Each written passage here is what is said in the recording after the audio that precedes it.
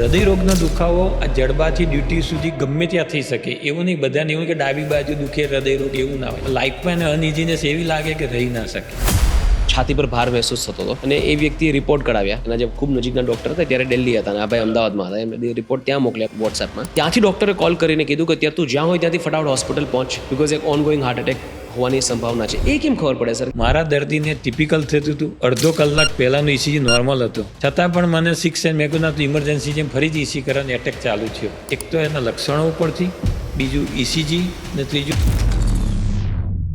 કોઈ 20-30 વર્ષના વ્યક્તિને પણ હાર્ટ એટેક આવે તો કેમ હમણાંથી નાની ઉંમરના લોકોને કેમ હાર્ટ એટેક આવે છે? આપણે જેમ કુંડળી જોઈએ ને એમાં રાહુ કેતુ કહેવાય છે, એવી રીતે આ કુંડળીમાં બીપી, ડાયાબિટીસ, ફેમિલીમાં નાની ઉંમરે હૃદયરોગ, તમાકુનું સેવન, બેઠાડું જીવન, એ બધા મેજર પરિબળો છે. સ્ટ્રેસથી હાર્ટ પર કેવી રીતે સ્ટ્રેસ આવી શકે અને કેવી રીતે હાર્ટ એટેક આવી શકે? હવે બેઠા બેઠા જ મારા ધબકારા વધવા માંડે એનો મતલબ એ કે એડ્રીનાલિન સર્જ વધારે થયું, સ્ટીરોઇડ સર્જ વધારે થયું, એન્ઝાયટી થાય, પરસેવો વધે. દરેક જગ્યાએ બ્લડ સપ્લાય બંધ થશે, મગજમાં બ્લડ સપ્લાય બંધ થશે, વ્યક્તિ બેભાન થઈને પડી જશે. કોઈ જીમમાં એક્સરસાઇઝ કરતા હોય, વધારે પડતું વજન ઉચકી લીધું હોય અને અચાનકથી હાર્ટ એટેક આવે અને કોલેપ્સ થઈ જાય. આખી જિંદગી 30 વર્ષ સુધી એક્સરસાઇઝ ના કરી હોય, એ 30 વર્ષ પછી વેલ ટુ સેટલ થયા પછી જીમ અને બધું ચાલુ કરે ત્યારે મહાધમનીમાં પ્રેશર વધે ને મહાધમની ફાટી જાય. ઓસ્ટ્રેલિયા અને કેનેડાની વાત કરીએ એમાં 60% કોમન પબ્લિક સીપીઆર જાણે છે. ઇન્ડિયામાં આ પર્સન્ટેજ 20% છે. ભગવાને આપણને સીપીઆર એક્ટ દ્વારા કોઈને બચાવી શકશે. એટલે આપણે સીપીઆર શીખી સમજો કે ઉપરવાળાએ તમને ઓપોર્ચ્યુનિટી આપી છે સીપીઆર કરીને જીવ બચાવવાની. મૌખિક રીતે કહી શકો સીપીઆર કેવી રીતે આપવું? તો વિક્ટિમની બાજુમાં ઘૂંટણે બેસી જવાનું, 2 મુઠ્ઠી આપણે હાથ જે સીધા કરી એકબીજા પર ચડાવી દેવાનું. આ જે હથેળીનો ભાગ છે, જે આ સ્ટર્નમ કહેવાય છે, હનુમાન હાડકું, એની પર મૂકી દેવાનું. બંને હાથ કોણી સીધી રહેવી જોઈએ. 1 સેકન્ડમાં 2 વખત, એટલે કમ્પ્રેશન 2.5 ઇંચ ચાલુ કરી દેવાનું. અચાનક વચ્ચેથી દવા બંધ કરી દે છે, કાં ભૂલી જાય છે કે ટ્રાવેલ કરે છે અને દવા લેતા ભૂલી જાય છે, તો શું થવાની સંભાવના? ના, તો પછી અચાનક બ્લડ પ્રેશર શૂટઅપ થઈ જાય અને પછી હેમરેજ કે શ્વાસના ચાન્સ, કોમ્પ્લિકેશન, નાકમાંથી નસકોરી ફૂટે, બીપી વધી જાય. તમારા કરિયરમાં સૌથી ડિફિકલ્ટ કેસ આવ્યો હોય હાર્ટ રિલેટેડ પ્રોબ્લેમ્સનો એવો કયો? પેશન્ટ આવ્યો એટેક સાથે, હજી અમે તૈયાર કરીએ પહેલાંનું.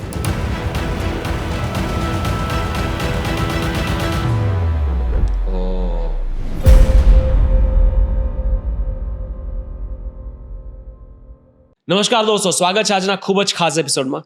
મિત્રો, આજે આપણે વાત કરવાની છે હૃદયને લગતા રોગોની, હાર્ટ એટેકની.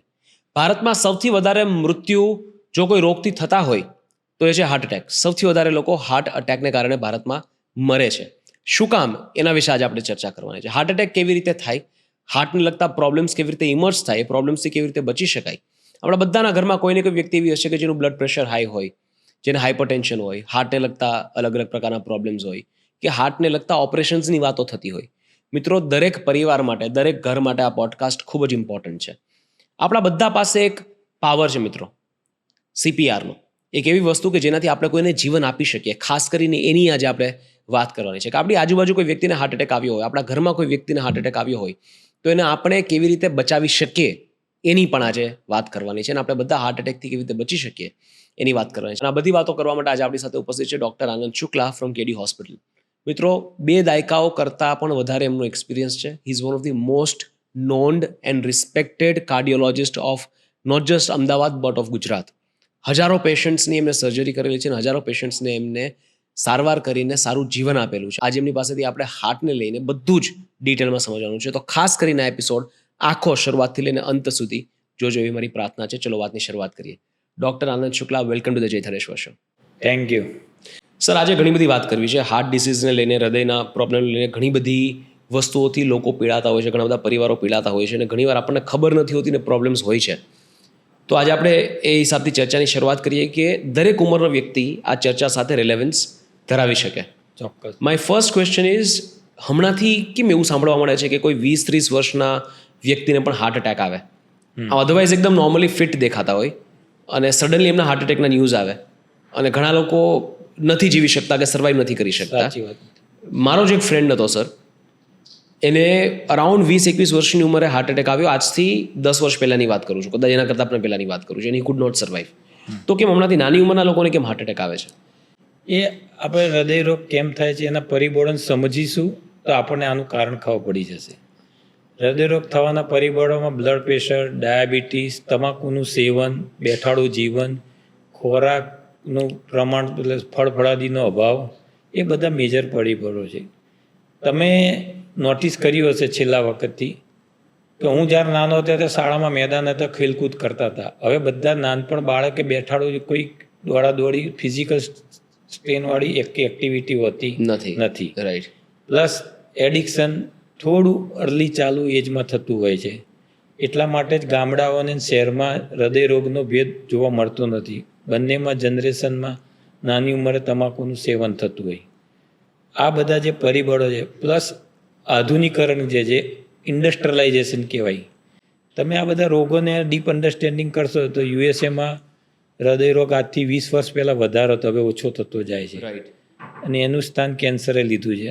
અત્યારે આપણો દેશ ઇન્ડસ્ટ્રીયલાઇઝ તરફ જઈ રહ્યો છે. બરાબર. તો ઇન્ડસ્ટ્રીયલાઇઝના જે રોગો હશે એ આપણે આવવાના જ છે. બરાબર. વર્ષો પહેલાં આપણા ત્યાં લોકો મરતા હતા મેલેરિયા, ટીબી અને ડાયરિયા જેવી કોઈ બીમારીથી મરી જતા હતા કુપોષણને લીધે. હવે બધાનું વેલ મેન્ટેન નરિશમેન્ટ છે તે હવે ઇન્ડસ્ટ્રીયલ તરફ જઈ રહ્યા છે. ઇન્ડસ્ટ્રીયલમાં હૃદયરોગ લાઇફસ્ટાઇલ રિલેટેડ ડિસીઝ જે છે આ કોમન આવવાના, બ્લડ પ્રેશર, ડાયાબિટીસ, બરાબર. જેના લીધે હૃદયરોગ પરિણામે છે. બરાબર. એટલે ઇવન બીપી એ નાની ઉંમરે જોવા મળે છે. ડાયાબિટીસનું તો આપણે કેપિટલ છે જ. રાઈટ. બધાને મીઠાઈ તો બહુ ભાવે જ છે. દરેક ગુજરાતીઓનું પેટ 30 વર્ષ પછી તો દેખાઈ આવે એવું બહાર 100%. થઈ શકે. એટલા માટે તો આ બધા મેઇન પરિબળો છે. એટલે આ ગામડાનું શહેરીકરણ કહીએ સીધી ભાષામાં, એ માટે એના કારણે તમે જેમ કીધું કે જેમ મારો અમારી હોસ્પિટલનો યંગ ઇન્ટેન્સિવિસ્ટ છે એ ડેલી ક્રિકેટ રમતો હતો, નાઇટ મેચમાં નંબર 1 ખેલાડી, છતાં એનું સડન કાર્ડિયક એરેસ્ટથી વી હેવ લોસ્ટ.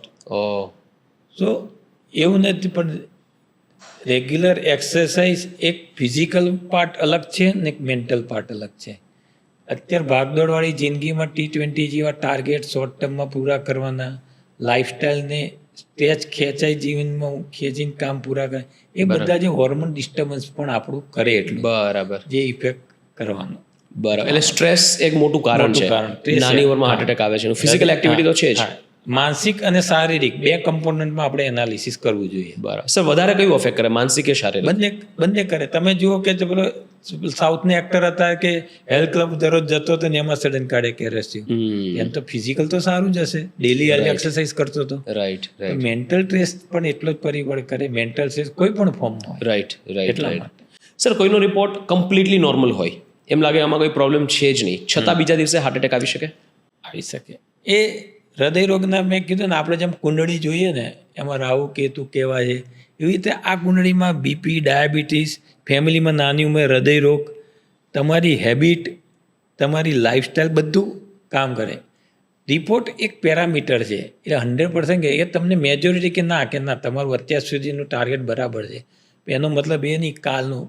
હવે ધારો કે રિપોર્ટ એ ફિઝિકલ આસ્પેક્ટથી મેં તમને સારી કીધું, મેન્ટલ ટેસ્ટ લઈને પ્રેશર કુકરની જે આપણે 3 ઇડિયટની વાત કરીએ કે પ્રેશર કુકરની જેમ જિંદગી જીવતો હોય તો ધેન એ સ્ટ્રેસ એ એટલા બધા હોર્મોન રિલીઝ કરે કે હૃદયની નળીના જે પડમાં તિરાડ પાડીને થોડા બ્લોકેજ ના હોય એ બધાને તમે ઓટોપ્સી કરીને જોશો તે કોલેસ્ટ્રોલના થર નહીં જામે, પણ હૃદયની દિવાલમાં તડ પડી અને ક્લોટ બનીને સડન ઇવેન્ટ થઈ જતી હોય આ સ્ટ્રેસને કારણે. કારણે સર થોડું મને સમજાવો ને, થોડું ટેકનિકલી આપણે ડીકોડ કરીએ કે સ્ટ્રેસથી હાર્ટ પર કેવી રીતે સ્ટ્રેસ આવી શકે અને કેવી રીતે હાર્ટ એટેક આવી શકે. તમે સ્ટ્રેસનું કોમનસ આપણે એપ્રિશિએટ કરી જઈએ, શું આપણે ધબકારા વધે, બરાબર, સ્ટ્રેસ વધે, આપણે ટેન્શન થાય એટલે શું કહે, આપણે ગુજરાતીમાં શું કહે કે આવી ફાટી પડી, એટલે શું ધબકારા વધી જાય, એન્ઝાયટી થાય, પરસેવો વધે. રાઈટ.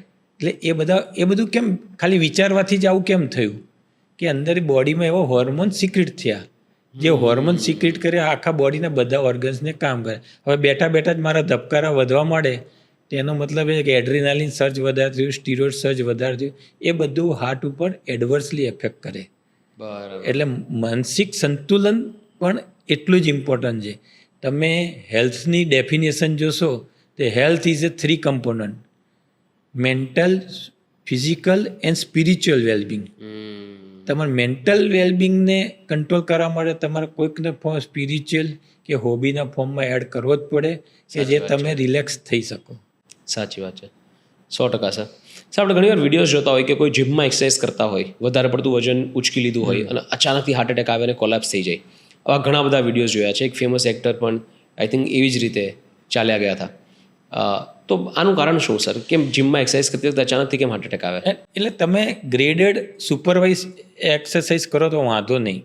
હવે તમે આ બધાની એજ જોજો કે 30-40 વર્ષ પછીની હશે. આ બોડી તમે લોડ ક્યારે આપી શકો? જ્યારે યુવાનીમાં ગ્રોથ થતો હોય ને ત્યારે તમે ગ્રેજ્યુઅલી ઇન્ક્રીઝ ને વેટ તમે શું કર્યું? હવે અમારા મેડિકોમાં હોય છે કે આખી જિંદગી 30 વર્ષ સુધી એક્સરસાઇઝ ના કરી હોય, 30 વર્ષ પછી વેલ ટુ સેટલ થયા પછી જીમ અને બધું ચાલુ કરે. આપણે જ્યારે હેવી વેટ ઉચકીએ ત્યારે મહાધમનીમાં પ્રેશર વધે ને મહાધમની ફાટી જાય. બરાબર. અનએક્યુસ્ટમ એ મોટી ઉંમરે એક્સરસાઇઝ ચાલુ કરી એટલા માટે. તમે પહેલેથી કરતા હોય કે અમારો વેટ લિફ્ટરોને એવું નહીં થતું. એ લોકો તો નાનપણથી પ્રેક્ટિસ એ લોકોની ટ્રેનિંગ જ એવી રીતે થઈ છે. રાઈટ.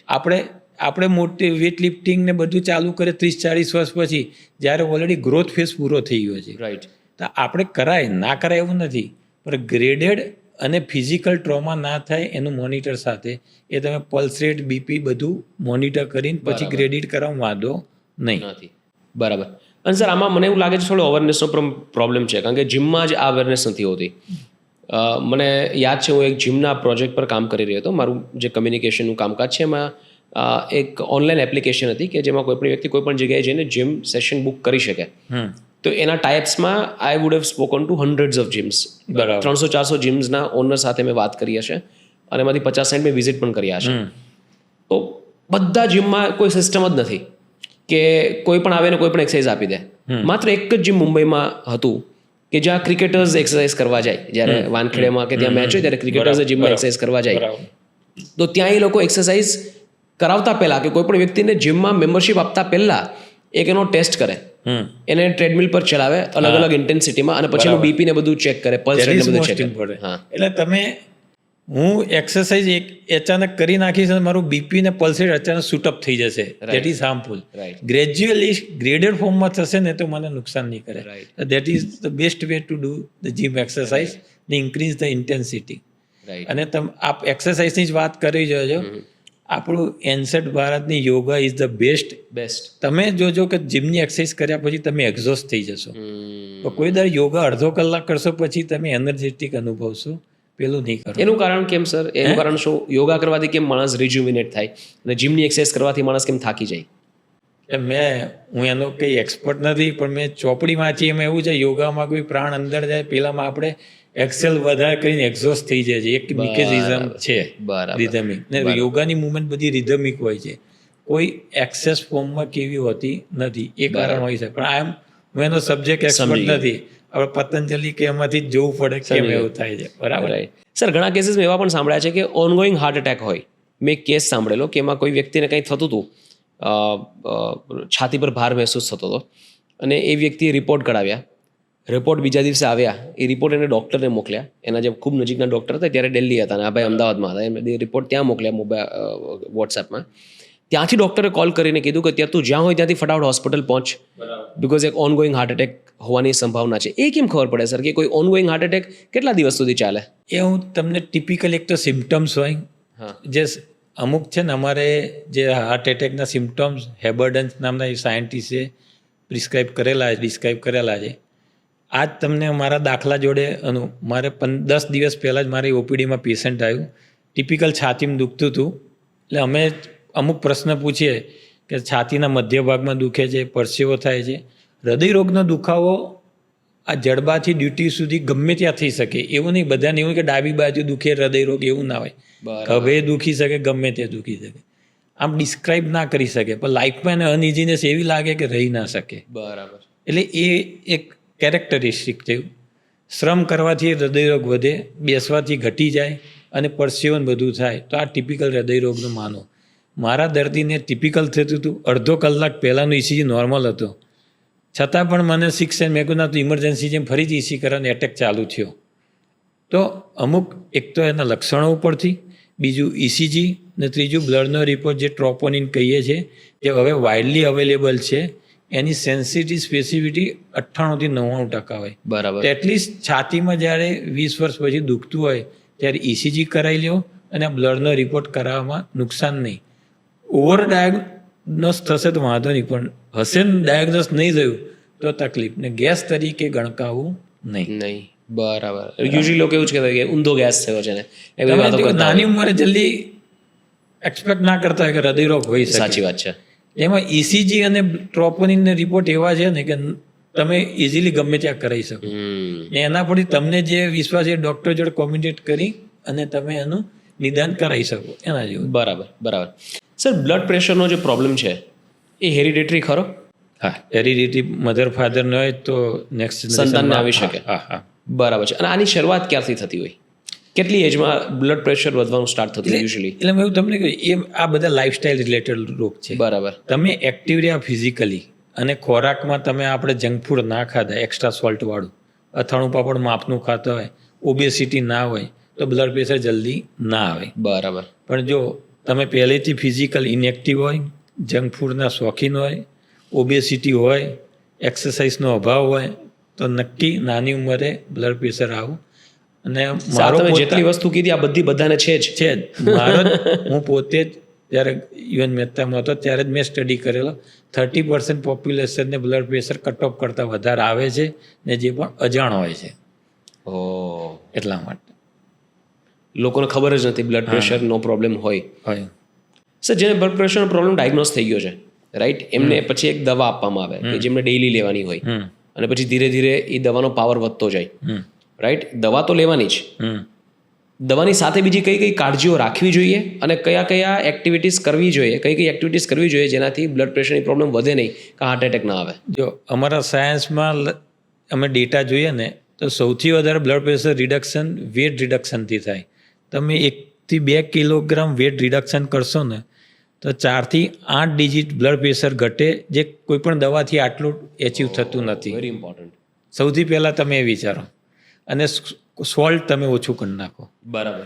સોલ્ટ આપણા ગુજરાતીમાં અથાણું પાપડમાં કોમન જાય ને દરેકને ઉપરથી મીઠું જોઈતું હોય એટલે તમે સોલ્ટ ઓછું કરો ને 1 થી 2 કિલોગ્રામ પોતાનું વજન ઓછું કરશો ને તો બ્લડ પ્રેશર રિડક્શન ડ્રાસ્ટિકલી થશે ને ગળાને પછી દવા બંધ થઈ જતી હોય છે. બરાબર. એટલે એવું નથી કે બ્લડ પ્રેશરની દવા નાની ઉંમરે ચાલુ થઈ એટલે આજીવન લેવાની. તમે કેટલા સભાન છો પોતાની હેલ્થ પર એના ઉપર આખું ડિપેન્ડ છે. તમે પોતાના પરિબળો જોઈ લો કે ઓબેસિટી છે, યસ, તો વેટ રિડક્શન કરો. ઓબેસિટીને લીધે નસકોરા બોલે છે તો વેટ રિડક્શન કરો, નસકોરા ઘટશે તો બ્લડ પ્રેશર ઘટશે. જંક ફૂડ વધારે છે, સાત્વિક ફૂડ ઉપર આપણું રોટલી દાળ ભાત શાક ઉપર આપો. રોટલીમાં ભાતમાં મીઠું ના નાખો ઘરમાં કે જેથી એક્સ્ટ્રા સોલ્ટ આપણે કર્ટેલ કરીએ. અને ફળફળાજી પોટેશિયમવાળા વધારે લેવાના જેથી આ લાઇફસ્ટાઇલથી બ્લડ પ્રેશર આપણે ઘટાડી શકીએ. અને minimum daily 20 minute brisk walk કરવાનું, સાદું. એનાથી વધારે નેક્સ્ટ લેવલની એક્સરસાઇઝ કરી શકો તો સારું જ. બરાબર. વોકિંગ કરવાથી આ બધાથી જેટલું રિડક્શન થશે એવું દવાથી એટલું મળતું. કોઈ પણ ઉંમરે કરી શકાય. કોઈ પણ ઉંમરે કરી શકાય. અન્ડરસ્ટુડ. સર, કોઈને બ્લડ પ્રેશરની દવાઓ ચાલુ છે, અચાનક વચ્ચેથી દવા બંધ કરી દે છે, કાં ભૂલી જાય છે કે ટ્રાવેલ કરે છે અને દવા લેતા ભૂલી જાય છે અને દવા નથી લેતા, તો શું થવાની સંભાવના? ના, તો પછી અચાનક બ્લડ પ્રેશર શૂટઅપ થઈ જાય અને પછી હેમરેજ કે શ્વાસના ચાન્સ, કોમ્પ્લિકેશન, નાકમાંથી નસકોરી ફૂટે, બીપી વધી જાય. એટલા માટે એટલે કોઈ પણ જગ્યાએ ગયા હોય ત્યાંથી બ્લડ પ્રેશરની દવા લઈ લેવી જોઈએ. ધારો કે પોતાનો સ્ટોક લેવાનું ભૂલી ગયા હોય તો જ્યાં નજીકમાં અવેલેબલ મેડિકેશન સ્ટોર હોય ત્યાંથી લઈ લેવાની અને એટલીસ્ટ ચાલુ રાખવાની. 12 થી 18 કલાકમાં નહીં ખબર પડે. પછી જો એમને બ્લડ પ્રેશરનો દર્દી હશે તો શૂટઅપ એટલું વધારે થશે કે જેના લીધે હોસ્પિટલમાં જવું પડે. બરાબર. બ્લડ પ્રેશરની દવાઓ મિસ નહીં કરવાની, બહુ ડિસિપ્લિન જોઈએ. ને જ્યારે તમારું બ્લડ પ્રેશર કંટ્રોલમાં થાય તો ડિસિપ્લિન રિડક્શનને બંધ કરી શકાય, પણ ડિસિપ્લિન મેનમાં ને હવે તો ઇલેક્ટ્રોનિક ઇન્સ્ટ્રુમેન્ટ તમે ઘરે રાખી શકો, તમે સેલ્ફ મોનિટર કરી શકો બ્લડ પ્રેશરનું. તો બરાબર. સર, કોઈના માતા પિતાને બ્લડ પ્રેશરનો પ્રોબ્લેમ હોય અને દવાઓ ચાલતી હોય, છેલ્લા 20 વર્ષથી દવાઓ ચાલતી હોય, એ વ્યક્તિએ શું કાળજી રાખવી જોઈએ જેનાથી એને બ્લડ પ્રેશર ના આવે? એટલે મેં કહ્યું હેલ્ધી લાઈફસ્ટાઈલ, મેન્ટલ ને ફિઝિકલ હેલ્ધી લાઈફસ્ટાઈલ એ પકડી રાખશે તો બ્લડ પ્રેશર યુઝ્યુઅલી નહીં આવે તો આવશે અથવા મોટી ઉંમર આવશે. બરાબર ને? મારો જ ઉદાહરણ આપું કે અમારું કાર્ડિયોલોજિસ્ટ છું તો રાત્રે અમારી ઇમરજન્સી કોલ એટેન્ડ કરવા પહેલાં જતો હતો હું, અને કાયમ રાત્રે ઊંઘ્યો ના હોય, બીજે દાડે કામે લાગ્યું એટલે મારું બીપી 160 થઈ ગયો હોય. એટલે મને ખબર પડી લેક ઓફ સ્લીપ મારા માટે કારણ હતું. એટલે પછી એડેક્વેટ સ્લીપથી ચાલુ કરી તો હું વિધાઉટ મેડિકેશન કંટ્રોલ કરી શકું, સિમ્પલ વે. બરાબર. એટલે આપણે પોતાના પરિબળો જોઈ લેવાના ને ડૉક્ટર જોડે ડિસ્કસ કરી ડૉક્ટર કે તમારા બ્લડ પ્રેશરનું આ કારણ છે તો તમે કંટ્રોલ કરશો તો ડેફિનેટલી મિનિમમ દવા એ વિધાઉટ મેડિસિન રિઝનેબલ કંટ્રોલ રાખી શકશો. બરાબર. હવે સર તમે કીધું કે મેન્ટલી શાંતિ જેટલી વધારે હોય એટલું વધારે સારું, એટલે તમે માનસિક રીતે પણ હેલ્ધી રહો. પણ આજે જે ટાર્ગેટ ઓરિએન્ટેડ લાઈફ છે, બધાને બધું અચીવ કરી લેવું છે, તમે નહીં કરો તો કોઈ બીજું કરી લેશે. સોશિયલ મીડિયામાં તમે બીજાને પ્રગતિ કરતા જોવો છો, એના કારણે ફોમો આવે, રાઈટ? એટલે લોકો ભાગવાના જ છે, ખબર છે કે એ સારું નથી, પણ ભાગ્યા વગર છૂટકો પણ નથી. જે મહત્વાકાંક્ષી માણસ છે પછી એક્ઝેક્ટલી, તો હવે એ મગજ પર હવે એ સ્ટ્રેસને કંટ્રોલ કેવી રીતે કરો? કારણ કે આગળ વધવું છે તો સ્ટ્રેસ લેવું જ પડશે. ફોર્મો પછી એટલે હું તમારે આપણે જ પોતાની જાતને પછી હેલ્થ બગાડે છે લોકો. પછી એટલે હું આપણે જ પોતાનું કેમ કરું છું. રાઈટ. જો તમે આ લાઈફસ્ટાઈલ અને ટ્રેસ પણ પિક્ચરની સ્ટોરી ઇન્ટરેસ્ટિંગ હશે ને તો તમારું ટ્રેસ નહીં વગાડ. ધારો કે અમે અમારી લાઈનમાં અમે પ્રોસિજર કરતા હોય, કોમ્પ્લેક્સ પ્રોસિજર કરતા હોય, ભવ્ય ઇન્વોલ્વ થઈને એવા કરતા હોય કે અમે આઉટકમ અને ટ્રેસ મિનિમમ આપે. રાઈટ. પિક્ચર લાંબુ હોય પણ એકદમ ઇન્ટરેસ્ટિંગ હોય તો તમને પકડી રાખશે. ને પિક્ચર ઇન્ટરેસ્ટિંગ ના એવી રીતે લાઈફસ્ટાઈલનું ટાસ્ક સાથે આપણે ફિટ છે કે નહીં આપણે શોધી કાઢવાનું. રાઈટ. એ સારું ટ્રેસ વધારો બીપી વધારો then I have to modify the task અથવા I have to modify my approach to tackle that task. બરાબર ને? કે જેથી આપણે રાઈટ ટ્રેસ એટલે સસ્ટેનેબલ લેવલમાં લઈ શકીએ. બરાબર. કોઈ પણ વસ્તુ આપણે કોઈ પણ ધ્યેય નક્કી કરશું એટલે ધ્યેય અચીવ કરવા માટે પ્રયત્ન કરવો પડશે. પણ પ્રયત્ન રેશનલી કરવાનો, પેલું ગીતાની જેમ સમ રહીને બહુ એક્સ્ટ્રીમ ને બહુ લો રહીને નહીં કરો તો આળસુ ખપીશું, કશું અચીવ નહીં થાય. રાઈટ. એટલા માટે રાઈટ. સર કોઈને એકાદ વાર હાર્ટ એટેક આવી ગયો હોય પછી લોકો યુઝ્યુઅલી એવું વિચારતા હોય કે હવે તો દુનિયા પૂરી, હવે એમનું જીવન પૂરું. એકવાર હાર્ટ એટેક આવી ગયો છે એટલે હવે નોર્મલ જીવન પાછું સ્ટાર્ટ નહીં થઈ શકે. તમારું શું માનવું છે? ના, એક ખોટી માન્યતા છે. એક તો હાર્ટ એટેક માટે અવેરનેસ છે કે તમે જેવું છાતીમાં દુખે નજીકમાં વહેલી તકે સારવાર લઈ લો. હાર્ટ એટેક એક એટમ બોમ્બ છે, 1 સેકન્ડ જાય એટલે એક હૃદયનો સ્નાયુ નાશ પામે. જેટલી વહેલી નળી ખોલાવી દો એટલો ડેમેજ અટકે, ને જેટલું ડેમેજ મિનિમમ થયું એટલી લાઈફ નોર્મલાઇઝ વધારે. હવે ધારો કે ડેમેજ પણ થયું હોય પણ લાઈફ લોંગ દવા લેવાથી હું 20 વર્ષથી પ્રેક્ટિસ કરું છું. મારા 18 થી 20 વર્ષના પેશન્ટો છે જે એકવાર સ્ટેન્ડ મુકાયા પછી અત્યારે હેલ્ધી નોર્મલ લાઈફ જીવે છે વિધાઉટ એની ટ્રબલ, મિનિમમ મેડિકેશન. બરાબર. એટલે એવું નથી. તમે હાર્ટ એટેકના પરિબળો અને નિયમિત લોહી પાતળું કરવાની દવા અને ચરબી ઓગાળવાની દવા જે ચાલુ રાખો ને કોલેસ્ટ્રોલ લેવલ માપમાં રાખવાનું, તેમાં પછી ફરીથી યુઝ્યુઅલી તકલીફ ના આવે. સર એક વ્યક્તિ કેટલા હાર્ટ એટેક સર્વાઈવ કરી શકે? યુઝ્યુઅલી લોકો એવું કહેતા હોય કે 3 આવે એટલે પતી ગયું. કેટલા સર્વાઈવ કરી શકે? જૂની હાર્ટ એટેક એટલે તમારું મેજરમાંથી સર્વાઈવ નહીં કરવા માટે પહેલો હાર્ટ એટેક એ લાઈફ થ્રેટનિંગ હોઈ શકે. બરાબર. એ તમે જોયું.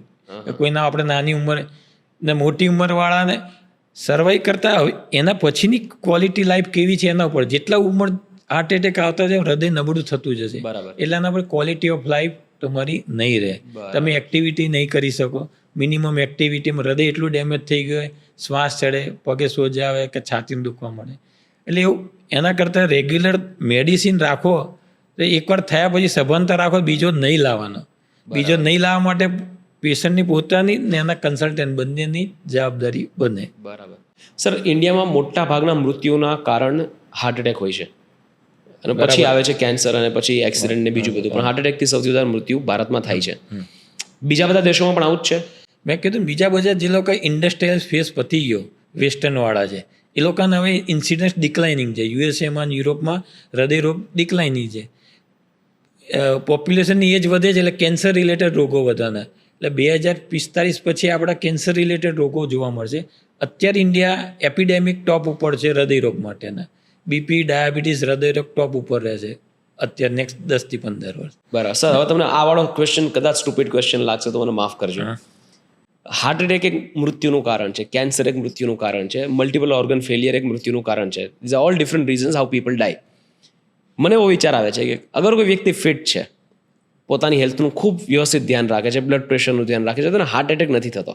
હવે એની ઉંમર વધતી જાય, હાર્ટ એટેક થાય છે તો 60-70 ની વચ્ચે 75 સુધી કદાચ એને અટેક આવે અને without suffering a lot in the hospital કદાચ જતા રહે. પણ અગર હાર્ટ એટેક નથી થતો તો બીજા કોઈ રીઝનથી મૃત્યુ થવાનું છે. એ રીઝન કાં કેન્સર હોઈ શકે અને કાં બીજા કોઈ ઓર્ગન ફેલિયર હોઈ શકે. તો સર એ વધારે ડિફિકલ્ટ મૃત્યુનો ન કહેવાય? Natural death is the best death. અચ્છા. નેચરલી તમે કશી બીમારી વગરનું તમારું શરીર વ્યવસ્થિત રહે તો એનાથી વધારશું ક્વોલિટી ઓફ કેવી જાય બટ સર મતલબ કોઈ ચલો નેચરલી ડેથ આવે છે પણ કેવી રીતે કાંઈક તો થતું હશે ને ત્યારે પણ હાર્ટ એટેક આવતો હશે નેચરલી કદાચ ડેથ આવે તો ત્યારે પણ હાર્ટ એટેક બીજા ઓર્ગન ફેલર થયા હોય કોઈ પણ કારણ બની શકે બરાબર પણ તમે જેટલું જીવો ક્વોલિટી જીવો એટલે એવી યુવાનોમાં એવી માન્યતા છે સર મારા અમુક ફ્રેન્ડ્સ વાત કરે કે હાર્ટ એટેકથી મૃત્યુ થાય બીજી કોઈ રીતે મૃત્યુ થાય એના કરતાં સારું ના એવું નહીં નહીં ને પણ આપણે નાની ઉંમરે છે ઉલટાનું આપણે દેશ માટે યુવાધન ઇઝ ઇમ્પોર્ટન્ટ છે અને નાની ઉંમરે યુવાધન ગુમાવવું એ તો મેજર ટ્રોમા તમે નહીં માનો કે 30 થી 50 વર્ષમાં હાર્ટ એટેક વધારે છે that is a sole person earning in the family એના પર ડિપેન્ડન્સ કેટલા હશે આખું ફેમિલીને શું થાય તમે વિચારો રાઈટ રાઈટ રાઈટ આપણે સભાનતા લાવવી જરૂરી જ છે એટલે ક્વોલિટી ઓફ તમે જ્યાં સુધી જીવો છો ત્યાં સુધીની બીકોઝ એવું નથી કે હાર્ટ એટેક આવી ગયો તો માણસ મરી જ ગયો એવું નથી કદાચ તમારી quality of life severely effect થઈ શકે તમારું ફિનાન્શિયલ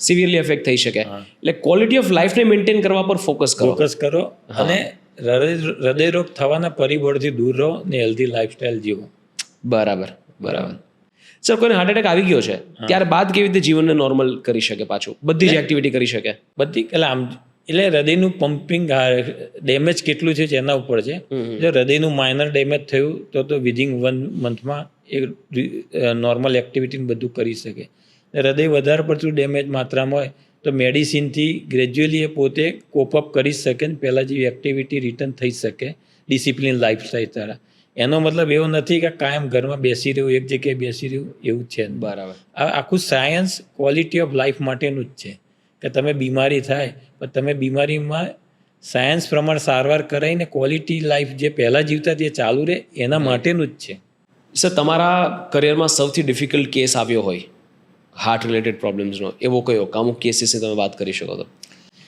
એટલે હૃદય કાં પેશન્ટ પહોંચ્યું હોય ને હૃદય બંધ થઈ ગયું હોય એટલે અમે પેલું પમ્પિંગ ચાલુ કરીએ પછી સભાનતા હોય નહીં કોન્શિયસનેસ હોય નહીં એવા કેસમાં ઘણા કેસો અમે કર્યા હોઈએ બરાબર પણ એના એ ટાઈમમાં પેશન્ટના રિલેટિવને એના ઉપર અમારા પર તેનો વિશ્વાસ ને અમારી ટાઈમલી મહેનત ને ઉપરવાળાના આરસી હોય એના ઉપર આઉટકમ જે સક્સેસફુલ મળે એ અમારે બહુ સેટિસ હમણાં મહિના પહેલાં જ મારે હોસ્પિટલમાં કેડીમાં ઉદાહરણ હતું પેશન્ટ આવ્યો એટેક સાથે હજી અમે તૈયાર કરીએ પહેલાં એનું હૃદય બંધ થઈ ગયું અમારી ઇમરજન્સીમાં એટલે મસાજ કરી અડધો કલાક ફરી પાછું જેવું ધબકારો આવ્યો ને તરત કેથલેબમાં લઈ ગયા અને સ્ટેન્ડ મૂક્યો ને પછી પેશન્ટ રિકવર થઈને બહાર થયું એટલે આ જે સેટિસ્ફેક્શન લેવલ છે પણ એ પીરિયડ દરમિયાન પેશન્ટ અને એના ફેમિલી અમારી પર કે એ અમારા હાથમાં નથી એનું આઉટકમ શું આવશે એવું છે પણ એનો વિશ્વાસ જ અમને એવું કરે તમને 2008માં જ્યાં ક્રિસ્તમાં હતો ને ત્યારે એક ગુજરાતી ફિલ્મ ડાયરેક્ટર હતા અમારી નીચે લિફ્ટમાં આવતા પહેલાં જ એરેસ્ટ થઈ ગયું કલાક CPR કરો એમના વાઈફે મને કીધું કે સાહેબ તમને એક ક્વેશ્ચન નહીં પૂછે તમારે જે બેસ્ટ થાય કરો એ અત્યારે હજી જીવે છે એટલે એમનો એટલો વિશ્વાસ અમારા માટે બધી મહેનત કરવા માટે સફિશિયન્ટ બરાબર સર તમે CPRની વાત કરી હમણાં એક વિડીયો જોયો હતો કોઈ એક યંગ પેશન્ટ હતું એનું હાર્ટ ફેલ થઈ ગયું હતું અને કોઈ એ સમયે કોઈ અવેલેબલ નહોતું લગભગ નર્સે અડધીથી પોણી કલાક સુધી CPR આપ્યા કર્યું અને પાછું હૃદય ધબકતું થયું એટલે મારે અહીંયા આવવાનો મારો મેઇન પર્પઝ એક જ હતો કે આપણે જનજાગૃતિ અભિયાન CPR માટે ચલાવવાનું છે બરાબર કાર્ડિયો પલ્મોનરી એરેસ્ટ 50% હૃદય રોગ જે કાર્ડિયાક એરેસ્ટ છે એ બાયસ્ટાન્ડરની પ્રેઝન્સમાં થાય એટલે કોમન પબ્લિક કોઈ હાજર હોય એમાં થાય છે બરાબર 70% ઘરેલું એન્વાયરમેન્ટના 20% ઓક્યુપેશનલ એન્વાયરમેન્ટ 10% હોસ્પિટલ સેટઅપમાં બરાબર હોસ્પિટલ બધી NABH વાળી હોય તો CPR આવડતું હોય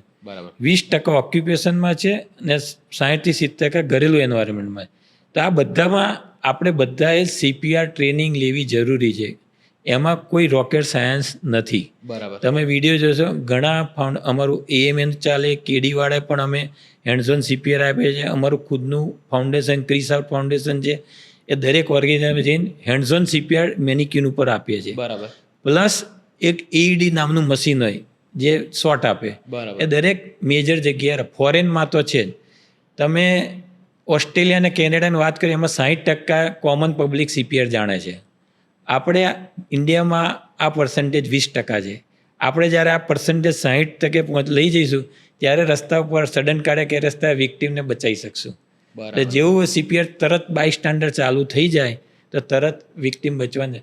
તમને ખ્યાલ હશે કે અમદાવાદમાં એરપોર્ટ ઉપર એક બિઝનેસમેન જતો હતો અને એને કાર્ડિયાક એરેસ્ટ થયું, તો CRF મેને CPR કરીને સક્સેસફુલી રિવાઈવ કર્યો.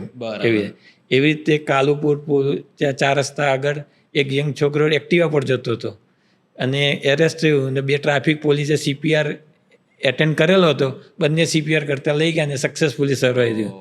તો આપણે CPR અભિયાન દ્વારા 60% પોપ્યુલેશનને CPR આવડશે ત્યાં આવી રીતે સડન કાર્ડિયાક એરેસ્ટવાળા વિક્ટીમને બચાવવાની સંભાવના વધી જશે. બરાબર. સર, હવે તમે મૌખિક રીતે કહી શકો CPR કેવી રીતે આપવું? તો CPR એટલે 3 વર્ડનું બનેલો. C એટલે કાર્ડિયો એટલે હૃદય, P એટલે પલ્મોનરી એટલે ફેફસા, ને રી એટલે રિવાઈ, કાર્ડિયો પલ્મોનરી રિસસિટેશન. જ્યારે કોઈનું અચાનક સડન કાર્ડિયાક એરેસ્ટ, અચાનક કોઈનું હૃદય કોઈ પણ કારણસર બંધ થઈ જાય એટલે હૃદયનું કાર્ય શું છે કે પમ્પિંગ કરવાનું. દરેક જગ્યાએ બ્લડ સપ્લાય બંધ થશે, મગજમાં બ્લડ સપ્લાય બંધ થશે, વ્યક્તિ બેભાન થઈને પડી જશે. જેવું બેભાન થયું એટલે તમારે અહીંયા એક નસ પાલ્પેટ થતી હોય તો ફાવે તો સારું, ના ફાવે તો વાંધો નહીં. પહેલાં જોવાનું કે આવે છે તમને પલ્સ, એ કેરોટિડ પલ્સ આવે છે, આવતી હોય તો CPR આપવાની જરૂર નથી. આવતી હોય ને તમે એપ્રિશિએટ ના કરીએ તો એ વાંધો નથી કે CPR હોય ને આપશો તો એ નુકસાન નથી. એ બીજું ઊંધા તે જોઈ લે શ્વાસ લે છે કે નહીં, પલ્સ અને શ્વાસ ના લે તો સમજી લેવાનું કે આપણે CPRની તૈયારી કરવાની છે. એટલે આપણે વિક્ટીમની બાજુમાં ઘૂંટણે બેસી જવાનું, મોબાઈલ કાઢીને 108 સ્પીકર ઉપર મૂકવાનો ને હેલ્પ શાઉટ કરવાનો, જા હાથ રણે હમણાં, કારણ કે આ લાંબુ ચાલવાનું, એકલો માણસ થાકી જવાનો. 2 મુઠ્ઠી આપણે હાથ જે સીધા કરી એકબીજા પર ચડાવી દેવાનું. આ જે હથેળીનો ભાગ છે, જે આ સ્ટર્નમ કહેવાય છે, હનુમાન હાડકું, જે હનુમાન જે ચીજ બતાડે એની પર મૂકી દેવાનું. બંને હાથ કોણી સીધી રહેવી જોઈએ અને પેશન્ટની વિક્ટીમની છાતી પર આખું સળંગ સીધી રેખામાં આવવું જોઈએ આખું. અને પછી મિનિટમાં 100 થી 120 એટલે 1 સેકન્ડમાં 2 વખત, એટલે કમ્પ્રેશન 2.5 ઇંચ ચાલુ કરી દેવાનું. બરાબર. જ્યાં સુધી આપણી હેલ્પ ના આવે ત્યાં સુધી. મોઢેથી શ્વસન આપો તો બરાબર છે, ના આપો તો એ ચાલશે, પણ CPR ચાલુ રાખો નેક્સ્ટ ટ્રેન હેલ્પ આવે ત્યાં સુધી. એના લીધે શરીરના દરેક અવયવને, પર્ટિક્યુલરલી બ્રેનને બ્લડ સપ્લાય ચાલુ રહેશે. તરત ચાલુ ના કર્યું તો 9 મિનિટ પછી બ્રેનમાં ઇરરિવર્સિબલ ડેમેજ ચાલુ થાય. ધારો કોઈ માણસ આવ્યો ને 11 મિનિટે ચાલુ થયું તો તમે એવા દાખલા જોયા હશે કે પેશન્ટ હૃદય બચી ગયું, બધું બચી ગયું, ભાનમાં આવ્યો નથી, કોમામાં છે. એટલા માટે તો ટાઈમલી CPR કરવાથી બ્રેન પર આખો માણસ એઝ એ હોલ આપણે બચાવી શકીએ. એટલું મહત્વ છે CPR. હા, ટાઈમ અને આ કોઈ પણ માણસ કરી શકે. હા, કોઈ પણ માણસ કરી શકે, એમાં કોઈ રોકેટ સાયન્સ નથી. બિંગ હ્યુમન, તમને ઉપરવાળાએ ઓપોઝિટ આપી દે છે, ફ્રન્ટ પર આવી અને CPR ચાલુ કરી દો. બરાબર. મોબાઈલ 10 આપણે 8 પર ડાયલ કરવાનું, નજીકમાં કોઈ પણ એમ્બ્યુલન્સ આવે ત્યારે રાજ કરીને CPR ચાલુ, એક્સપર્ટ આવે ત્યારે હેન્ડ ઓવર કરી નાખવાનું. બરાબર. સર, મારો બીજો સવાલ એ જ હતો, તમે અડધો તો જવાબ આપી દીધો એનો, કે ભાઈ જ્યારે ઘરમાં કોઈને હાર્ટ એટેક આવ્યો હોય ત્યારે ફેમિલીવાળા સૌથી મોટી મિસ્ટેક્સ કઈ કરતા હોય, કઈ મિસ્ટેક્સ કરતા હોય જે અવોઇડ કરવી જોઈએ? એટલે એ લોકો આમ ફેમિલીવાળા છે ને પેલું સૂંઘાડવા કે ગેસની કે એની દવા આપીને ઇનો આપીને ટાઈમ વેસ્ટ કરીએ પહેલાં કરવાનું નહીં. વ્યક્તિને તરત ફ્લેટ સરફેસ ઉપર હાર્ડ સુવાડી દેવાનું. અને મેં તમને કીધું શ્વસન અને નાડી જોવાની. એક જણે CPR ચાલુ કરવાની, એક જણે હેલ્પ, એક જણે 108. બરાબર. સાયમલ્ટેનિયસલી તરત જ પહેલાં પગ ઊંચા કરીને જોઈ લે. ઘણા તમે બેભાન જોયા હશો કે બ્લડ જોઈને બેભાન થઈ જાય, તમે કોઈ સિરિયસ વસ્તુ જોઈને બેભાન, તો એવા વ્યક્તિને ફ્લેટ પર સરફેસ સુવાડીને પગ ઊંચા કરશો તરત ભાનમાં આવી જશે. બરાબર. પણ ધારો કે જે આ સીન જોયા વગરનું જે હકીકતમાં હૃદય બંધ થવાથી જે બેભાન થયો છે હૃદય કોઈ પણ કારણથી, એને CPR, ટાઈમલી CPR, અને પછી it is a chain of continue event. Layman CPR આપે, પછી એક્સપર્ટ આવે, એક્સપર્ટ શ્વાસ અને CPR આપે, ને જરૂર પડે શોટ આપે, ને હોસ્પિટલમાં આગળની સારવાર થાય અને એના કારણો શું થાય તો સક્સેસફુલ આપણે બચાવી શકીએ. બરાબર. આઈ રિયલી વિશ કે આ વાત વધારે ને વધારે ફેમિલી સુધી પહોંચે. એટલે મારું એવું માનવું છે કે હાર્ટ એટેકમાં ઘણીવાર કારણ કે લોકોની અવેરનેસ નથી હોતી, એના કારણે વ્યક્તિને બચાવી નથી શકતા, બાકી ચાન્સીસ હોય છે બચવાના. અને હાર્ટ એટેકમાં એકવાર હોસ્પિટલ જ્યાં સારવાર કરવા સક્ષમ હોય ત્યાં ત્વરિત ડિસિઝન લઈને ટ્રીટમેન્ટ ચાલુ કરે દે, પછી ડિલે નહીં કરવાનું. સર, લેક ઓફ સ્લીપને કારણે હાર્ટ એટેકના ચાન્સીસ વધી જાય? લેક ઓફ સ્લીપને લીધે બ્લડ પ્રેશર વધવાનું, તમને ડાયાબિટીસ હશે તો અનકન્ટ્રોલ રહેશે, મેં તમને જ કીધું ફરીથી જે હોર્મોનનું લેવલ છે બધા સ્ટ્રેસ હોર્મોનનું લેવલ વધવાનું ને રિલેક્સેશન વાળો હોર્મોન ઘટી જવાનું એ આપણને હૃદય રોગ માટે પણ કારણ હોઈ શકે. બરાબર. સર એવા કયા ટેસ્ટ છે જે રેગ્યુલરલી કરવા જોઈએ હાર્ટની હેલ્થ માટે અને કઈ ઉંમર પછી રેગ્યુલરલી કરવા જોઈએ? એટલે આમ યુઝ્યુઅલી ફોરેન વાળા 30 વર્ષ પછી કહે છે, પણ આપણા દેશમાં હૃદય રોગ નાની ઉંમર આવે છે એટલે 20 વર્ષ પછી એકવાર ઇસીજી, કોલેસ્ટ્રોલનો રિપોર્ટ, બે વસ્તુ તો કરાવી જ દેજે. ખરાબ કોલેસ્ટ્રોલ હોય જે એલડીએલના નામે છે એ બધાનું આપણે આપણા દેશમાં 100ની આજુબાજુ રાખવું જરૂરી છે.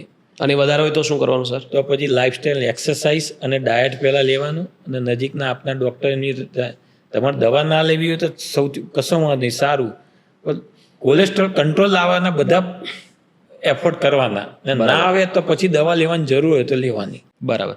સર હવે આપણે હાર્ટ સર્જરીની વાત કરીએ. આઈ થિંક બે મુખ્ય પાર્ટ છે, બે અલગ અલગ ટાઈપ છે. એક થઈ ગઈ એન્જિયોપ્લાસ્ટી અને બીજી થઈ ગઈ open heart surgery, if I am not wrong, right? તો કઈ સર્જરી ક્યારે કરવી જોઈએ? એટલે અમારે હવે સાયન્સ મોર ઓબ્જેક્ટિવ તરફ થઈ જાય. એટલે ઓબ્જેક્ટિવ મતલબ અમુક કેસ હોય તો બાયપાસને સુટેબલ જ હોય, અમુક કેસ સ્ટેન્ડને સુટેબલ હોય ને અમુક કેસ બંનેમાં થઈ શકતું હોય. તો એ પેશન્ટના પરિબળ ઉપર, ધારો કે ડાયાબિટીસ હોય, મલ્ટિપલ બ્લોકેજ હોય તો bypass is a better option. Multiple 3 કેનારી વધારે હોય એટલે ઓપન હાર્ટ બાયપાસ. એટલે હા, બાયપાસ. હવે ઓપન હાર્ટે પણ હવે મિનિમલ બધાથી થઈ, પણ મલ્ટિપલ બ્લોકેજ 3થી વધારે સિગ્નિફિકન્ટ બ્લોકેજ સિગ્નિફિકન્ટ ક્યારે કહેવાય કે 70%થી વધુ હોય. 70%થી 50થી 70%ને અમે મોડરેટ કહીએ ને 50%થી ઓછાને માઇલ્ડ કહીએ. જે બધા બ્લોકેજ 70%થી વધારે હોય, મુખ્ય ધમનીમાં હોય હૃદયની, ને 3થી વધારે હોય તો એનું બાયપાસ ઉચિત રહે, જેને ડાયાબિટીસ હોય. એના વગર 1 કે 2 બ્લોકેજ હોય અને સ્ટેન્ટથી એ બ્લોકેજ કવર થઈ જાય હોય તો સ્ટેન્ટમાં ઉપાય સારો કહેવાય. સ્ટેન્ટ એક મેટલ છે, એટલે જેટલું નાની લેન્થથી કવર થતું એ વધારે સારું. મોટો બ્લોકેજ હોય લાંબો મૂકવો પડે અલગ વસ્તુ છે. બરાબર. પણ મોટું નટસેલમાં કહું કે મલ્ટિપલ બ્લોકેજ અને ડાયાબિટીસ હોય, હૃદય નબળું હોય, નોર્મલ હૃદયની કાર્યક્ષમતા 60% હોય, હૃદય ધારો કે 30-40% કામ કરતું હોય, 3થી વધારે બ્લોકેજ હોય અને ડાયાબિટીસ હોય તો બાયપાસ ઉચિત રહે, બેટર છે. એક બ્લોકેજ હોય, હાર્ટ એટેક ચાલુ હોય, ત્યારે સ્ટેન્ટિંગ ઇઝ અ બેટર ઓપ્શન. બરાબર. એટલા માટે સર જે સ્ટેન્ટ મૂકવાની વાત છે એન્જિયોપ્લાસ્ટી, એની કોઈ સાઈડ ઇફેક્ટ ખરી? સ્ટેન્ટની સાઈડ ઇફેક્ટ નથી, પણ સ્ટેન્ટ મૂક્યા પછી કાયમ ખુલ્લું રાખવા માટે એટલે દર્દીએ સભાનતા રાખવી જરૂરી છે. એમાં લોહી પાતળવાની દવા આજીવન લેવી પડે, કોલેસ્ટ્રોલની, અને બ્લોકેજ થવાના બધા પરિબળો એણે કંટ્રોલમાં રાખવાના છે. એવું કંઈ ખરું સર કે એક ઉંમર પછી જો સ્ટેન્ટ મુકાવે તો એના કારણે કિડની ફેલ થવાના ચાન્સીસ ખરા, કે કિડની પર પ્રોબ્લેમ આવવાના ચાન્સીસ ખરા? એવું નહીં. તો કઈ ઉંમર પછી સર સર્જરી ન કરે તો વધારે સારું? એટલે કઈ એન્જિયોપ્લાસ્ટી? હા, એન્જિયોપ્લાસ્ટી. ના, એવું નહીં. એમાં બ્લોકેજ ક્યાં છે, કેટલો છે, ને પેશન્ટના પરિબળો કે ડાયાબિટીસ છે કે નહીં, ને હાર્ટનું પમ્પિંગ છે કેવું છે, એના ઉપરથી બાયપાસ અને સ્ટેન્ટ પ્લસ બીજા બધા બોડીના રોગો, માનો કે લંગ્સ ખરાબ હોય પેશન્ટનું, તેના માટે બાયપાસ ઉચિત ના કહેવાય, કારણ કે વેન્ટિલેટર પર જવાનું. એટલા માટે. સીવી સ્ટ્રોક થયો હોય, પેરાલિસિસ હોય અને પેલા પેશન્ટને પેલું હોય તો બીજી જોડે કઈ કોમોર્બિડિટી છે એના પરથી, એટલે અમારે આખું ઓબ્જેક્ટિવ કેલ્ક્યુલેટર જ હોય કે એમના પરથી આ સ્ટીલ બેટર, આ બેટર કે બંને બેટર. એટલા માટે. પણ આ બધી સર્જરીઝ કોઈ પણ ઉંમરે માણસ કરાવી શકે? કરાવી શકે. એટલે એવું નથી કે નાની ઉંમરે બાયપાસ ના થાય, મોટી ઉંમરે પ્લાસ્ટિક ના થાય, કે એવું ના હોય. બરાબર. પર્સનની ક્વોલિટી હોય, એ પેશન્ટ એક્ટિવ હોય તો બધું સાયન્સ પ્રમાણે જે જરૂર એ કરાવી લેવું જોઈએ. બરાબર. સર હાર્ટ ટ્રાન્સપ્લાન્ટ વિશે વાત કરીએ. મેં જ્યારે પહેલી વાર સાંભળ્યું ને, જ્યારે મને પહેલી વાર લાઈફમાં ખબર પડી કે હાર્ટ પણ ટ્રાન્સપ્લાન્ટ થઈ શકે, એટલે આઈ વોઝ અમેઝડ કે એવું તો કેવી રીતે, મતલબ જે વસ્તુ, જે એક જ એવી વસ્તુ છે જે આખા બોડીને ચલાવે છે પમ્પિંગ કરીને, એને તમે થોડી વાર માટે પણ કાઢો તો બોડી શું કરે એટલી વાર? મને સમજાવો કેવી રીતે થાય હાર્ટ ટ્રાન્સપ્લાન્ટ, કેવી રીતે થાય? હાર્ટ ટ્રાન્સપ્લાન્ટ અત્યારે આપણે ડોનર જે એક્સિડન્ટથી બ્રેન ડેથ ને બધા થયેલા હતા, એ લોકોને હાર્ટ નોર્મલ હોય. હા, એટલે એ લોકોને હાર્ટ નોર્મલ, આપણે ટ્રાન્સપ્લાન્ટ જેનું હૃદય નબળું પડી ગયું હોય એમાં આપણે ટ્રાન્સપ્લાન્ટ કરતા હોય છે. અત્યારે આપણે ડોનર કોણ છે કે જે યંગર પોપ્યુલેશન, જે એક્સિડેન્ટલી કે કોઈ પણ કારણથી જેનું હાર્ટ એકદમ બ્રેન ડેથ થયા, જેનું હાર્ટ એકદમ સરસ છે, નોર્મલ છે. હવે એ હાર્ટ આપણે બીજા એના કમ્પેટિબલ જે રિસિપિયન્ટ હોય, રેસિપિયન્ટ એ દર્દી કયો હશે જેને રિસીવ કરવાનો છે? જેને હૃદય રોગના સ્નાયુ લીધે હૃદય નબળું પડી ગયું હશે, હૃદયની નળીઓમાં એવી બીમારી હશે કે બાયપાસ કે સ્ટેન્ટ કશું ના થાય, ને એનાથી પીડાતો હોય, ને એની લાઈફ એક્સપેક્ટન્સી અમુક વર્ષોથી વધારે હોય, તો એને આ બધા ટ્રાન્સપ્લાન્ટ કરતા હોય. રાઈટ. તો બ્રેન્ડેડ વ્યક્તિનું હાર્ટ કાઢી લેવામાં આવે. કાઢી લે ત્યારે એટલે કંઈ ઇન્ફોર્મ કન્સેપ્ટ પછી એ વ્યક્તિ સર્વાઈ રહેતો. એમને પણ તો પછી હાર્ટ એક્ટિવ હોય જ્યારે કાઢી લીધું એ હોય. આખું સોલ્યુશનમાં સાયન્ટિફિક સોલ્યુશનમાં રાખે કે જે એક્ટિવ રહે, એટલે જ આખો ગ્રીન કોરિડોર કરે. મદ્રાસનું હાર્ટ અહીંયા 15 કલાકમાં તમે પહોંચી જાય. એ ચેમ્બર હોય આખી, એમાં ચેમ્બરમાં સોલ્યુશન એમાં રાખીને શિફ્ટ કરેલો. સર હજી નથી સમજાતું મને. This is very fascinating. Fascinating પણ અને પછી ફિટ કેવી રીતે કરે કોઈ દર્દીને? It is extreme form of humanity. તમે વિચારો કે પેશન્ટના દર્દીના સગાનું કેટલું મેજર ડિસિઝન લેવું હશે કે એમણે ફિઝિકલી પેશન્ટ એમનો બ્રેન ડેથ છે, એમની હ્યુમાનિટીની ચરમસીમા કહેવાય કે એણે બીજી લાઈફ સેવાઓ કરવા માટે કે ના હવે અમે એક્સેપ્ટ કરી લઈએ છીએ આને. એટલે હ્યુમાનિટીની એક્સ્ટ્રીમિટી છે, એટલે ગોડલી એક્ટ. એ જે એક્સેપ્ટ કરવું એ જ બહુ મોટી વાત છે સર. એટલે CPR અને ઓર્ગન ડોનેશન બે આપણે અવેર કરવું બહુ જરૂરી છે. બરાબર. ઓર્ગન ડોનેશનમાં પણ આપણે હજી ઘણા સોશિયલ સ્ટિગ્મા લીધે પણ જેમ આપણે વસિયત લખતા હોય ને એમ ઓર્ગન ડોનેશનની વસિયતનામું બેંક કરી લેવી જોઈએ કે જેથી લાઈવ ઓર્ગન ટ્રાન્સપ્લાન્ટ ઓછા થાય, અને આવી રીતે જે એન્ડ ઓફ લાઈફ વાળો ઓર્ગન ટ્રાન્સપ્લાન્ટ થશે દેટ મેક સેન્સ. એટલે સર વ્યક્તિ બ્રેન્ડેડ થઈ જાય એટલે પછી એ મરી જ ગયો કહેવાય, પછી કોઈ રિવાઇવલ પોસિબલ જ નથી. ના એટલા બરાબર. એ ખાલી ફેમિલીને એક્સેપ્ટ કરતા વાર લાગે કે આ વ્યક્તિ હવે નથી. Very very tough job. બરાબર. Very tough job. પણ technically that person is dead. બરાબર. બરાબર. ચેતા નથી એની પાસે. બરાબર. એટલા માટે સર કેટલા સમયથી થતું હશે હાર્ટ ટ્રાન્સપ્લાન્ટ? છેલ્લા કેટલા સમયથી થાય છે? ઉપલબ્ધિ કેટલી જૂની છે? અમદાવાદમાં તો અત્યારે 2 ડિકેટ્સ તો થયા. આપણે કિડની સૌથી જૂનું છે. કિડની ટ્રાન્સપ્લાન્ટ પહેલેથી થાય છે. બરાબર. હાર્ટ ટ્રાન્સપ્લાન્ટ છેલ્લા ડિકેટથી ચાલુ થઈ ગયું છે. એટલા બરાબર. Heart every organ get transplant, pancreas, lung બધા ટ્રાન્સપ્લાન્ટ થાય, પણ it is a team effort અને total dedicated team effort for successful outcome. Right. Sir આપણે ઘણા બધા એવા ન્યૂઝ સાંભળ્યા હતા. એક બહુ જ ફેમસ સેલિબ્રિટી એક્ટ્રેસ દુબઈ હતા અને સવારે ઉઠીને બાથ લેવા જાય છે, નાહવા જાય છે અને ત્યાં એને અટેક આવે છે. અને સર આવા ઘણા બધા કેસીસ આપણે સાંભળ્યા છે કે લોકોને બાથરૂમમાં અટેક આવે છે. હવે એક વર્ગ એવું કહે છે કે કારણ કે બહુ એસીમાં સૂતા હોય, બોડીનું ટેમ્પરેચર એકદમ ઠંડુ થઈ ગયું અને પછી એ લોકો બાથરૂમમાં જ્યારે નાહવા જાય ત્યારે ગરમ પાણીથી ને એના કારણે બોડી જે ટેમ્પરેચર કેલિબ્રેટ કરવા જાય એમાં હાર્ટ પર પ્રેશર વધારે આવી જાય છે ને હાર્ટ એટેક થાય છે. એક વર્ગ એવું કહે છે. બીજું એવું પણ જાણવા મળે છે ઘણા બધા લોકો કોલ્ડ વોટર બાથ લેતા હોય, કાં આઈસ બાથ લેતા હોય, તો એના કારણે પણ ઘણીવાર લોકોને હાર્ટ એટેક આવે છે. તો સર આ કેવી રીતે થતું હોય છે? આમાં કોઈ સત્ય ખરું કે નહીં? એટલે આમાં જો સાયન્સ પ્રમાણે શું કે અર્લી મોર્નિંગ હાર્ટ એટેક આવવાના ચાન્સીસ વધારે એક as a whole irrespective of bath. કારણ કે અર્લી મોર્નિંગમાં જે આપણે રાત્રે સૂતા હોય એટલે રિલેક્સેશન હોર્મોન વિડ્રો થતો હોય ને એક્ટિવ હોર્મોન એડ્રીનાલિન સર્ચ થતો હોય, એટલે બીપી સર્ચ ને બધું યુઝ્યુઅલી સવારમાં જોવા મળી શકે. એક લોજિક સાયન્ટિફિક એક્સપ્લેનેશન છે. Second is a temperature difference. Temperature difference છે પણ લાર્જ સ્કેલ સ્ટડીમાં હજી પૂર્ણ થયું નથી. અમે પણ જોઈએ છે શિયાળામાંથી ઉનાળો થતો હોય ત્યારે થોડા હાર્ટના દર્દીઓ વધે, ઠંડી ઋતુમાં હૃદયની નળી સંકોચાઈ જાય એટલે હાર્ટ એટેક એક્સ્ટ્રીમ ઠંડીમાં વધે. બરાબર. જે ટેમ્પરેચરનું ફ્લક્ચ્યુએશન આવે છે એક વન ઓફ ધ હાઇપોથિસિસ છે, પણ એ હાઇપોથિસિસ લાર્જ સ્કેલ પર ડેફિનેટલી ખરી ગરમથી ઠંડા ઓર એક્સ્ટ્રીમ કોલ્ડથી તમારો હાર્ટ એટેક આવવાની સંભાવના વધી શકે ખરી. બરાબર. સર મારી ઉંમરની કોઈ વ્યક્તિએ પોતાના હાર્ટના હેલ્થ માટે 3 કે 4 વસ્તુઓ સ્ટાર્ટ કરવી હોય તો શું કરવું જોઈએ? એટલે કઈ તમે વિચારો? ખાલી કોઈ પણ ફિઝિકલ એક્ટિવિટી કે કોઈ પણ કે વોકિંગ સિમ્પલ શિસ્ત તમારે પાલન કરવું હોય એટલે મેં કહ્યું વોકિંગ, ડાયટ, તમારું વજન, તમારી હાઇટ જેટલી ઊંચાઈમાં છે એટલું વજન. તમારી હાઇટ કેટલી ઇંચમાં કેટલી છે? 5'8". 12 5 60 એટલે 68. વજન કેટલું છે અત્યારે? મારું 78. હા, તો 10નો ગેપ છે. એટલે સિમ્પલ રહેતા. બીજા કોમ્પ્લેક્સ 10 કિલો મારે ઓછું કરવાનું. એટલે BMI ના ફોર્મ્યુલા હોય બોડી માસ ઇન્ડેક્સમાં, એ 25 થી ઓછું રાખવું પડે. બરાબર. પણ તમે જેટલું મોટું રફલી ઇંચમાં ઊંચાઈ હોય એટલું વજન રાખવું. That is first. ડાયટ, જેમ પેટ્રોલમાં ગમે તેટલા ખરાબ પેટ્રોલ નાખશો તો કાર્બોરેટર અવાજ કરશે. રાઈટ. જંક ફૂડ નાખશો એટલે બોડી અવાજ કરશે. એટલે સાત્વિક ખોરાક, ફળફળાદી અને સલાડનું સેવન એ ખોરાકમાં પાર્ટ જ હોય. અથવા એવું કરો, પીઝા ખાવાનો ડે હોય તો સલાડ ખાવાનો ડે રાખો કે આજે અમારે સલાડ ખાવાનું. બરાબર ને. અને exercise minimum 20 minute per day, walking, swimming, cycling, any form of. Sir heart માટે બેસ્ટ ફૂડ કયા, ફ્રૂટ્સ અને વેજીટેબલ્સમાં? એટલે આખું ફૂડનું સાયન્સ ડિફરન્સ છે, પણ મારું મોટું અન્ડરસ્ટેન્ડિંગ એવું છે કે તમે જે દેશમાં જે પ્રદેશમાં રહેતા હોય ને એ પ્રદેશનું તમે સપ્રમાણ ખોરાક ખાવામાં નુકસાન ના કરે.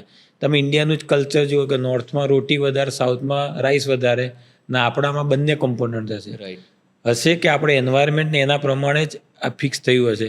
પણ દરેક વસ્તુ સપ્રમાણ ખાવાથી નુકસાન ના, દાળ ભાત શાક રોટલી બધું ખાવામાં નુકસાન ના કરે.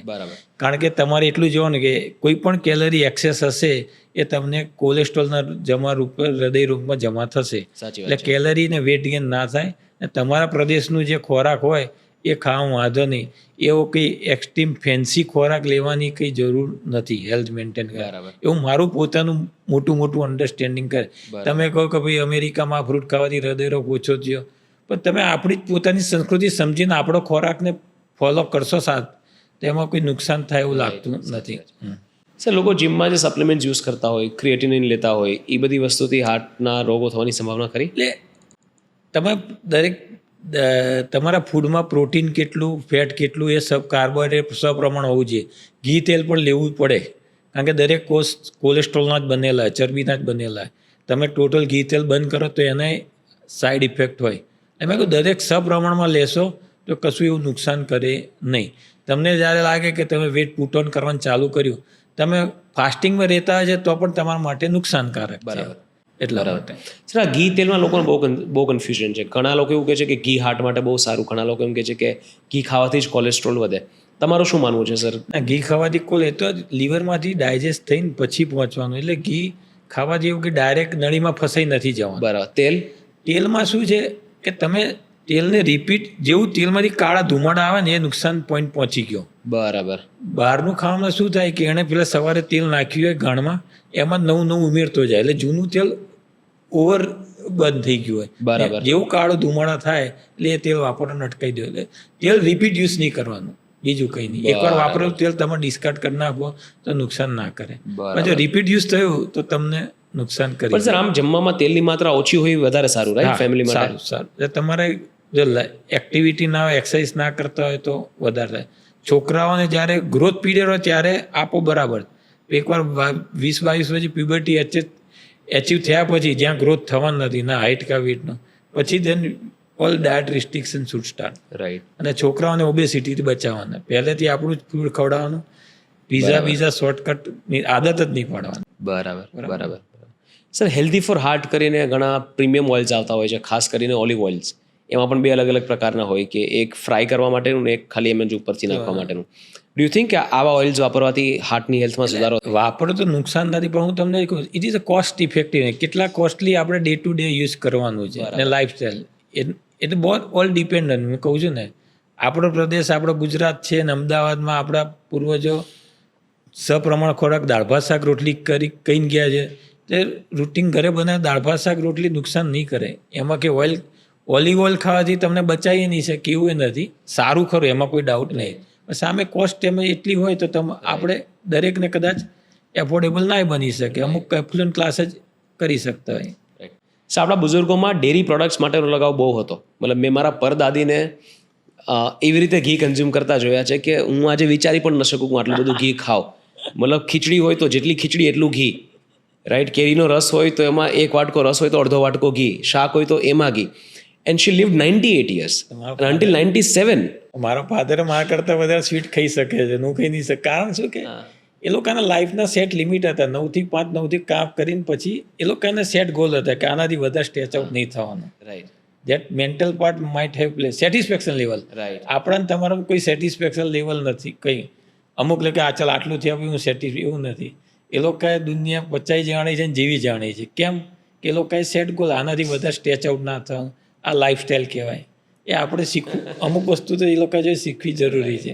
મને એમાંથી સર એક વસ્તુ એ પણ જાણવા મળે કે ઘી નુકસાનકારક તો નથી, જે લોકો બદનામ કરે છે ઘીને. મારા ફાધર પોતે 90 yearsના મારા કરતાં વધારે દૂધ પાક ખાઈ શકે, બધું ખાઈ શકે. એના જેવું alright okay sir it's been a wonderful conversation I think આપણે ટૂંક સમયમાં ઘણી બધી વાતો કરી લગભગ આ એક માસ્ટર ક્લાસ થઈ જશે હાર્ટ હેલ્થ માટે થેન્ક યુ સો મચ તમે કેન્ડિડલી મારા બધા પ્રશ્નોનો આન્સર આપ્યા સ્ટુપિડ પ્રશ્નોના પણ આન્સર આપ્યા એ માટે thank you so much really appreciate sir I learn a lot thank you thank you બરાબર.